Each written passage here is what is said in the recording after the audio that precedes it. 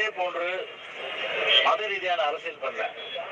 இதெல்லாம் அண்ணாமலை ஒத்துக்கிறாரு. இதெல்லாம் ஏன்னா எம்ஜிஆரை பொறுத்தவரை தமிழகத்தினுடைய ஒரு சொத்தாக, இந்தியாவுடைய சொத்தா பார்க்கறதுனாலதான் பாரத் ரத்னா விருது கொடுத்திருக்கு. பாரதத்தின் ரத்னா. மலைய தமிழர்கள், நாமளாகக்கூடிய தமிழர்கள், அங்கிருந்து ஒரு மனிதன் வந்து இன்னைக்கு நாம எல்லாம் பெரிய குடும்பத்துல பிறந்திருக்கோம், சின்ன குடும்பத்துல பிறந்திருக்கோம், அரசியல் பண்றோம், அதை விடுங்கண்ணா.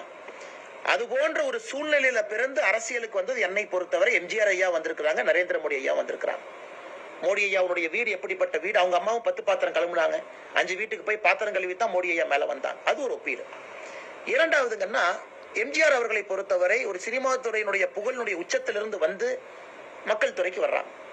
நிறைய நம்ம பேசிட்டே போலாங்க, நான் ஒரு புத்தகமே எழுதலாம். அதன் பிறகு முழுவதும் தன்னுடைய கடைசி வாழ்நாள் வரை ஒரு காணி நிலம் கூட அவர் வாங்கல. பாருங்க எவ்வளவு ஆச்சரியம் பாருங்க, வரும்போதே உச்சம். அதன் பிறகு சொந்தமாக ஒரு சொத்து கூட வாங்கிக்கல. அவருடைய பணத்தை மட்டும்தான் ஒரு இதுலயும் செலவு பண்ணிட்டு போறார்.